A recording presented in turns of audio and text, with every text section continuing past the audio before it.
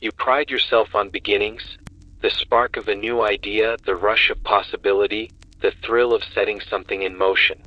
Yet too often, that initial flame fizzles before it lights your way forward, leaving you with half-baked projects and a ledger of unfinished promises. Tonight, we're going to examine why starting without finishing is the silent killer of your potential, and how to forge a path from spark to flame to enduring fire. Imagine a blacksmith's forge. The hammer strikes the glowing steel again and again, sculpting raw metal into a sharp blade. Each strike is deliberate, each pause measured, until the piece is tempered and true.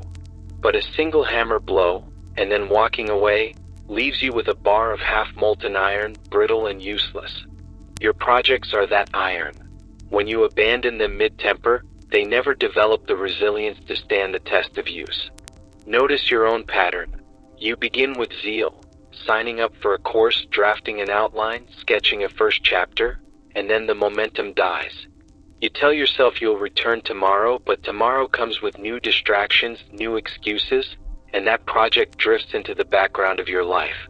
Over time, the pile of nearly dones becomes a ghostly monument to your untapped capacity. Here's the brutal truth. Every unfinished project chips away at your self-trust. Each time you bail, you send a message to your own mind that you can't count on yourself to see things through. That doubt lodges in your psyche like rust, eroding the confidence you need to tackle even bigger ambitions. To break free, you must treat each commitment as a sacred pact, a vow made to your future self, sealed with deliberate action. Let's build a 3-stage crucible to transform your habit of quitting into a ritual of completion. 1. Anchor your why. Before you ever lift a pen or click create, anchor your project in a purpose that's deeper than novelty. Ask yourself, why does this matter? If I complete this, how will my life change? Maybe your goal is to write a chapter that helps others overcome self-doubt, or to finish that side project that could open a new career path, or to learn a song that stirs your soul whenever you play it. Your why must be visceral, a living feeling you can evoke when your motivation wanes. Write that purpose as a single, emphatic sentence. I finished this so I can prove to myself that I am capable of transformation. Read it aloud each day before you begin. Let it anchor you when distractions assail you. 2. Build micro-completion loops. Big projects die under their own weight. To sustain progress, break your work into micro-tasks. Units so small they take no more than 20 minutes to complete. If you're writing an article, your first microtask might be, write one compelling sentence. If you're learning an instrument, it might be, master the first 4 notes of this riff. Commit to these mini goals in a daily ritual. Choose one microtask at the start of your session, set a timer, and refuse to stop until it's done. Then celebrate that micro-completion. Mark it on a calendar, cross it off a list, or place a bead in a jar. Those tiny victories stack into unstoppable momentum. Over days and weeks, you'll accumulate a chain of completions so long that the temptation to quit becomes absurd. 3. Enforce the finish with a deadline ritual. A task without a deadline drifts. A task with a deadline demands resolution. But most deadlines are external and arbitrary. A course ends, a contest closes, and leave you scrambling at the last minute. Instead, create your own deadline ritual. Choose a date and time when you will deliver your work to yourself or to a trusted witness.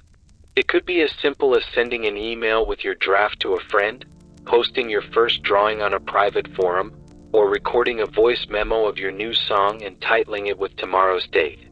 Announce that ritual publicly if possible.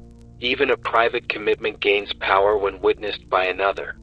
When your deadline arrives, you must finish what you started. No caveats. That ritual clamps down on procrastination and transforms might someday into must today. When you practice this crucible, anchoring your why, mastering micro-completion loops, and enforcing finish line rituals, you remap your identity from someone who starts things to someone who finishes things. The difference is seismic. A completed project, however small, speaks volumes. It proves you have the grit to see an intention through every twist and obstacle.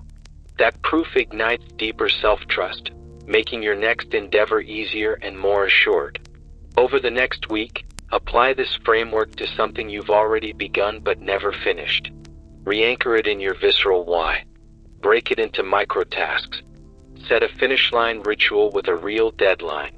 Treat this as your experiment in self-honesty. Observe how your mindset shifts as you mark progress, meet your own commitments, and feel the quiet satisfaction of closure. By the end of that week, you will hold in your hands proof that you can complete what you start. That proof is the furnace in which your self-belief is tempered. With each completed vow, you forge a character that doesn't flinch in the face of long-term effort, and you dismantle the rust that once sabotaged your potential. Remember, half done is far more painful than not done, because it leaves you dangling between intention and fulfillment.